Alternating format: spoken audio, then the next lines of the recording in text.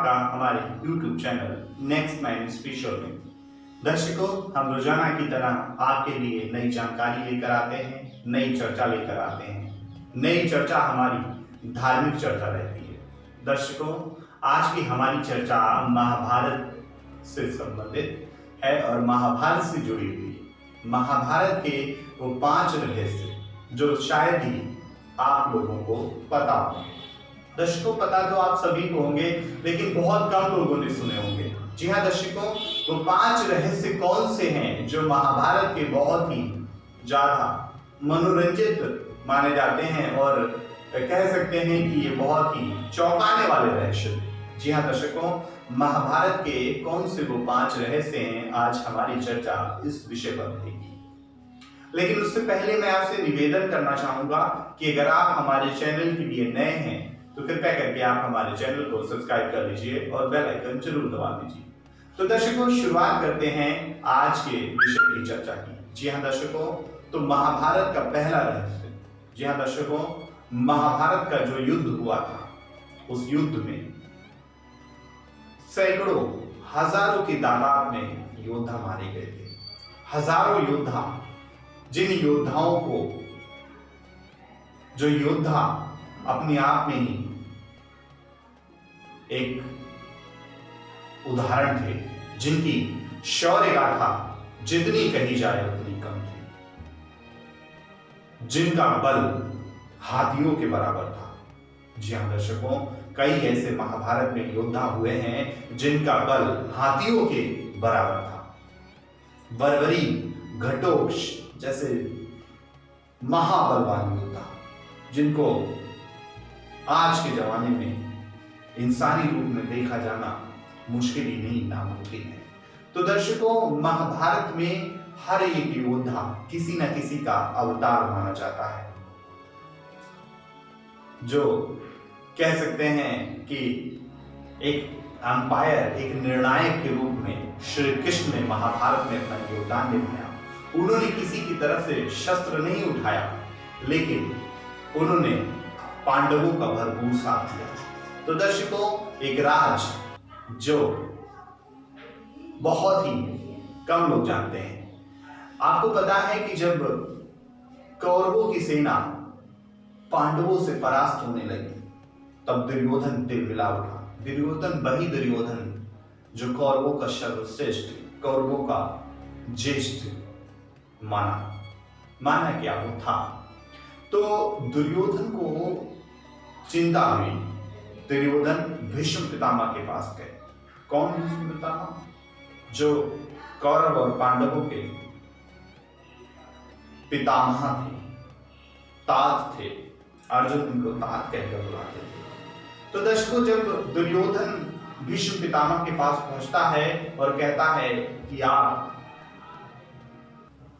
हमें पांडवों से हरवा रहे हैं, मतलब दुर्योधन को शक रहता है हमेशा कि इसके तरफ जितने भी योद्धा ये लड़ रहे हैं, ये उसकी पूरी तरीके से सहायता नहीं कर रहे, ये पूरी तरीके से उसके तरफ नहीं है। इनका बल तो उसकी तरफ है, लेकिन मन पांडवों की तरफ है। तो इस बात का उसको संदेह हमेशा रहता है और इस बात का उससे अफसोस भी रहता है कि उसका सपोर्ट क्यों नहीं करते। लेकिन वो अधर्मी था, इसलिए उसका सपोर्ट नहीं करते थे। तो फिर उसने भीष्म पितामह से कहा कि हमें कल युद्ध जीतना है। इस बात पर भीष्म पितामह को क्रोध आ गया और भीष्म पितामह ने 5 सोने के तीर निकाले और कहा, इन 5 सोने के तीरों से कल मैं 5 पांडवों को परास्त कर मिट्टी में मिला दूंगा। दर्शकों, दुर्योधन को संदेह हुआ, दुर्योधन को शक हो गया, दुर्योधन विश्वास ही नहीं हुआ कि भीष्म पितामह अभी तो गुस्से में है, लेकिन ये करेंगे नहीं ऐसा। तो उन्होंने क्या किया, दुर्योधन ने क्या किया, उनसे वो 5 सोने के तीर ले लिए। और इधर श्री कृष्ण, इन्होंने क्या किया, श्री कृष्ण ने अर्जुन को उनका एक वचन याद दिलाया कि उन्होंने एक बार दुर्योधन की जान बचाई थी और दुर्योधन ने उसको वचन दिया था, अर्जुन को वचन दिया था कि वो जीवन में, लाइफ टाइम में कभी भी एक बार जो भी चीज अपनी क्या कह सकते हैं, अपने प्राण मांग सकता है। तो श्री कृष्ण ने उनको याद दिलाया। और तो श्री कृष्ण तो थे ही पांडवों के साथ, उनको तो वो तो भगवान थे, उनको सब पता था। तो उन्होंने कह दिया कि जाओ अर्जुन और दुर्योधन के पास जाओ और वो 5 सोने के तीर लेकर आओ और अपना दुर्योधन को वो वचन याद दिलाना। तो अर्जुन गए और दुर्योधन के पास गए। दुर्योधन तो क्षत्रिय था, दुर्योधन अपना क्षत्रिय धर्म उसने निभाया, उसने वो 5 तीर अर्जुन को दे दिए। तो इस तरीके से एक ऐसा रहस्य था जो बहुत कम लोगों को पता था, क्योंकि महाभारत काल का ये रहस्य कई किताबों में नहीं बताया गया है, कई जो कहानियां चलती हैं, जो टीवी पर, जो स्क्रीन पर कहानियां आती हैं, उनमें नहीं बताया जाता।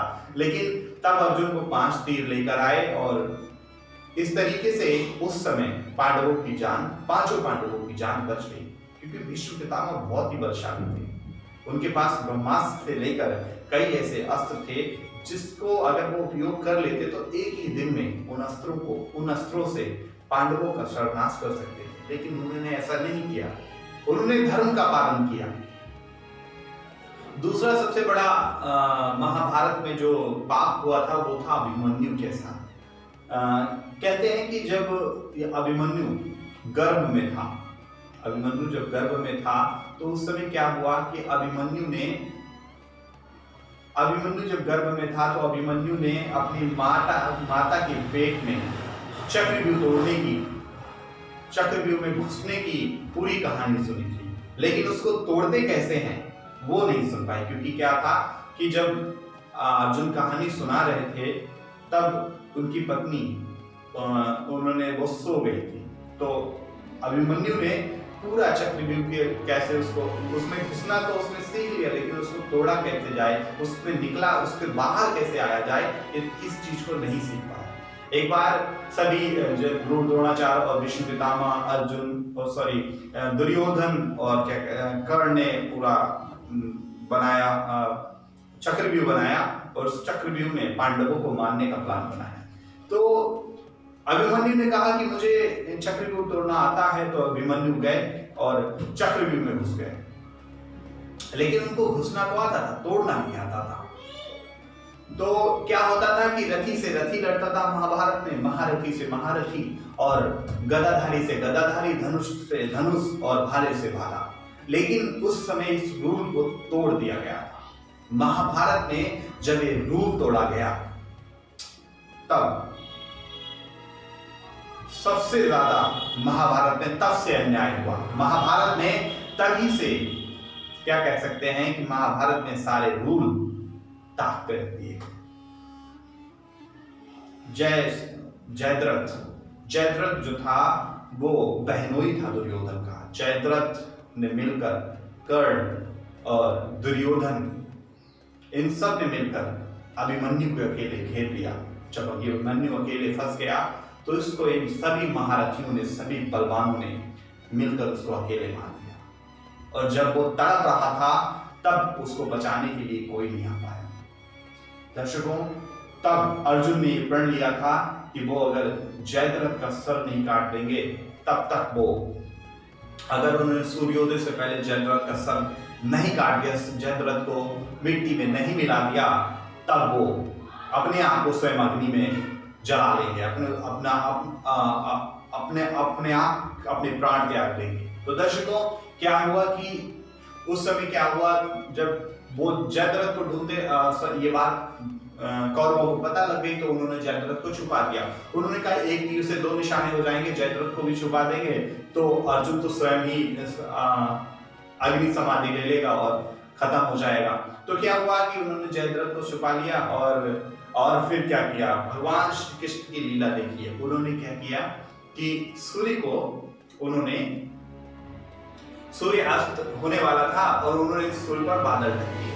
तो कौरवों ने सोचा कि अब तो सूर्यास्त हो चुका है, सूर्यास्त हो गया। तो फिर सभी हंसते हुए, अट्टहास करते हुए निकल आए, अर्जुन समाधि लो, अग्नि समाधि लो। फिर श्री कृष्ण की लीला क्या हुई, श्री कृष्ण ने किया और सारे बादल हटा दिए, सूर्य निकल आया। वहीं अर्जुन ने चढ़ाई अपनी प्रत्यंचा पे तीर और जयद्रथ का सर धड़ से अलग कर दिया।